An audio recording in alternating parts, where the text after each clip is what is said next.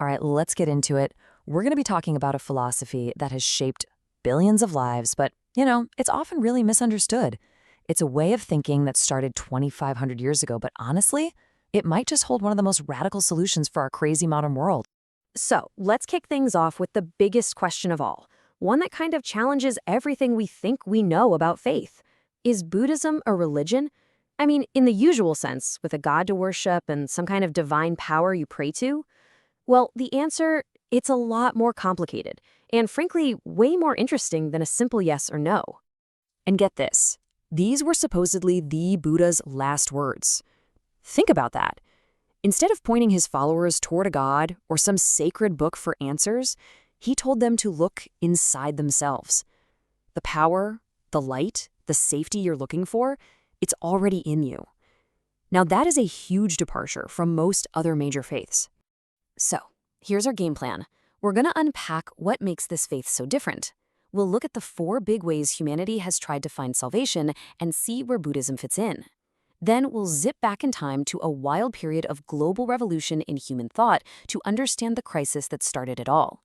We'll even see how it's hiding in plain sight in our language today, before boiling the whole thing down to one single powerful practice.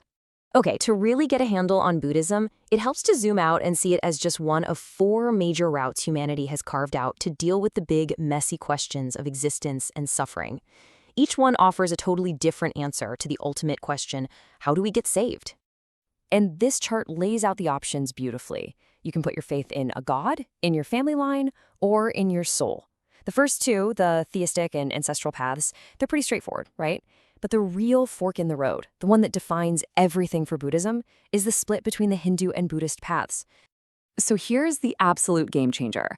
Hinduism says you have this eternal soul, right? An Atman. It's your true self, and it just keeps getting reborn. Your goal is to polish it, to perfect it. Then Buddhism comes along and says something truly shocking. It says, sorry, but there is no permanent self. This idea of anatman, or no self, is the absolute core of the whole thing. The goal isn't to perfect the self, it's to realize it was an illusion all along. So you have to wonder, how on earth did such a radical idea even come about? Well, it didn't just pop up out of nowhere. The Buddha, it turns out, wasn't alone. He was actually part of this incredible, simultaneous, worldwide awakening in human consciousness. The German philosopher Karl Jaspers gave it a name, the Axial Age.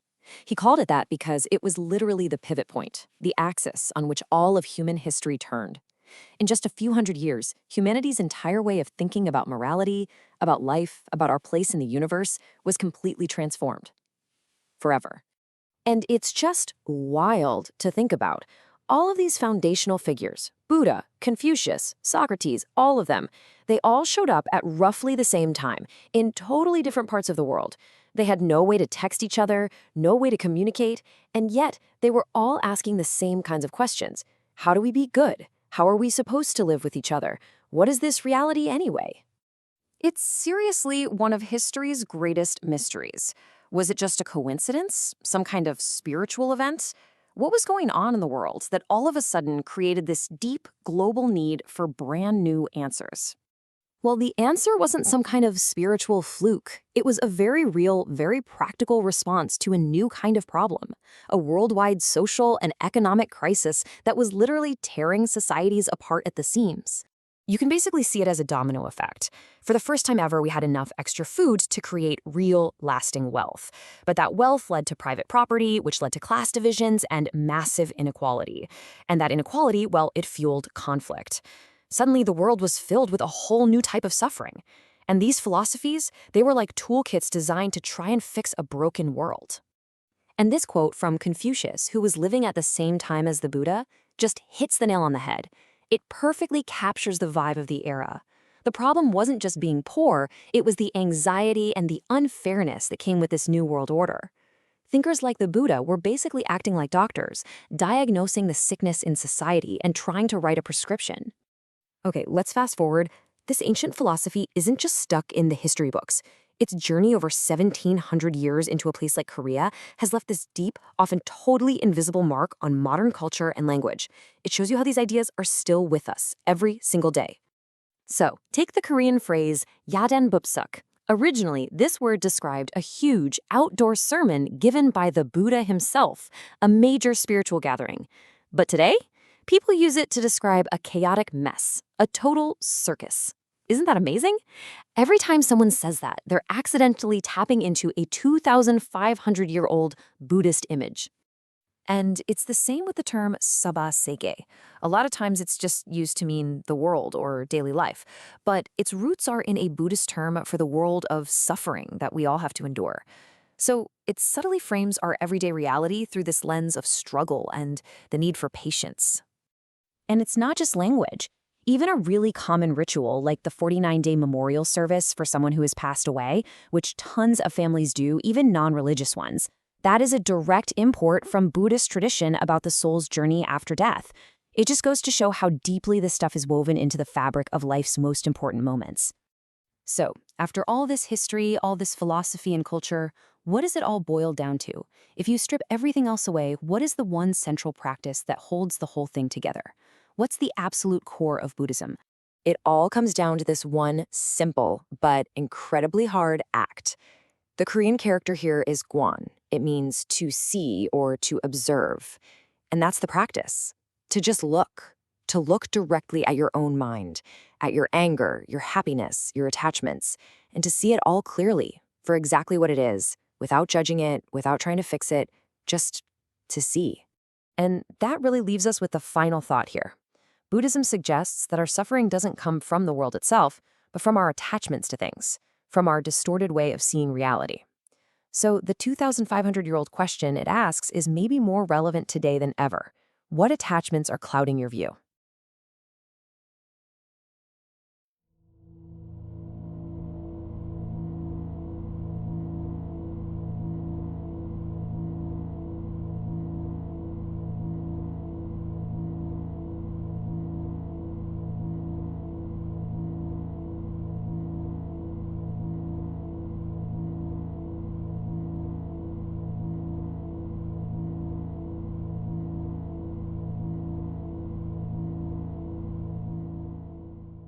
Have you ever heard of someone who had literally everything and then just walked away from it all?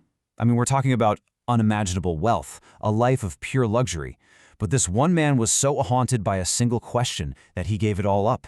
And in doing so, he completely changed how we think about, well, pretty much everything. So, what would it take? What would make a prince ditch a perfect life? That's the question at the heart of our story today. We're going to follow the incredible journey of Siddhartha Gautama, the man who would eventually become known to the world as the Buddha, the awakened one. Now, to really get what he did, you got to picture the world he was born into. This is ancient India around the 5th century BCE, and society was incredibly rigid, run by something called the caste system. Basically, whatever you were born as, a priest, a warrior, a merchant, a laborer, that was it. That was your destiny. End of story. But at the very same time, it was an era of big ideas. New philosophies were buzzing all over the place, challenging all the old ways of thinking. Okay, so there's this wild legend about his birth. The story goes that the moment he's born, he takes 7 steps and declares this phrase, Chan sang chan ha yu a dok jan. Now, you probably heard this translated as something like, throughout all of heaven and earth, I alone am the honored one. Which, yeah, sounds pretty arrogant, doesn't it? But here's the thing, that's a total misunderstanding. The real meaning is the complete opposite of arrogant. It wasn't about him being the best. It was this radical declaration that every single living being is inherently sacred and worthy. I mean, think about that, from the highest priest to the lowest laborer. So right from his very first breath, the story is already throwing a wrench in the whole idea of the caste system. So, Siddhartha's dad, the king, hears this prophecy. It says his son will either be a great king who conquers the world or a great spiritual leader who changes it. Well, the king wants a conqueror, so he does something extreme.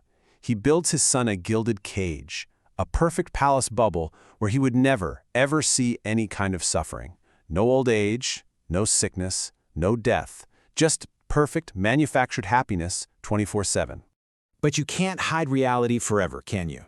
On a few trips outside the palace walls, Siddhartha saw what his father had tried so hard to hide. For the first time in his life, he saw an old man, he saw a sick man, he saw a dead body. His entire perfect world just shattered. But then he saw a fourth sight, a peaceful ascetic, a spiritual seeker who owned nothing but seemed totally at peace. And that planted a seed. And this just sends him spiraling into this massive existential crisis. He thought, if everything I know, everyone I love, is just going to get old, get sick, and die, then what is the point of any of it? This question became so overwhelming that, at the age of 29, he made a shocking decision. He left everything, his palace, his wife, his brand new baby son, and he just walked out into the world, determined to find an answer. And that kicked off this grueling 6-year search. He became a wandering ascetic, pushing his mind and his body to their absolute breaking points.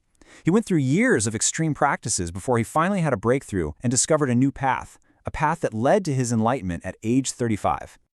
See, he had already lived one extreme, right? The path of total indulgence in the palace. So now he tried the complete opposite, the path of extreme self-torture. He fasted until he was basically a skeleton. He held his breath till he thought his head would explode. But he realized this path, it didn't lead to wisdom either. It was just another dead end. Neither extreme worked. The breakthrough, funnily enough, came from a very simple act of kindness. A village girl saw him starving and offered him a bowl of milk rice, and he accepted it. His ascetic friends were horrified. They thought he'd gone soft. But for Siddhartha, it was a profound insight. Destroying the body doesn't clarify the mind. And right there, he discovered the middle way, a balanced path right between the two extremes. So with this new clarity, he sat down under a Bodhi tree and basically vowed not to get up until he'd figured it all out. And there, at 35, he achieved what we call enlightenment. Now, this wasn't some message from a god or a divine miracle. It was a direct, profound understanding of the true nature of reality itself. And the absolute core of his insight is a real mind-bender. It's a concept called mu or no self. This was his most revolutionary idea, that there is no permanent, unchanging, independent soul or self at the center of who we are. Think about it like this for a second. What we call me is just a collection of our body, our memories, our feelings, our thoughts, and all of those things are constantly changing, right? So if you had brain surgery and your personality did a complete 180, are you still you? Where did the real you go? The idea of no self suggests that you aren't a thing, but a process, an ever-changing flow. This insight is part of a bigger framework, the 3 marks of existence. It's pretty straightforward. First, everything is impermanent, always changing. Second, because of that, there is no permanent self to find. And third, this is the good news. Realizing these 2 truths is the key to nirvana, which is really just the end of suffering. And this wasn't just some abstract philosophy. This idea has incredible power. Because if there's no permanent self, then my social status isn't fixed. My obsession with possessions is based on an illusion. And most importantly, my suffering is not an unchangeable part of me. It's something that can be understood and ended. With this one idea, the whole justification for that rigid caste system, it just crumbles. So you see, the Buddha's journey from a sheltered prince to an enlightened philosopher was so much more than a personal quest. It basically offered humanity a new way to understand ourselves, a kind of evolution of the mind. So his journey leaves us with this massive question, one that people have been exploring for over 2,500 years now. If we are not a fixed thing, but a constantly changing process, then what does it truly mean to be me?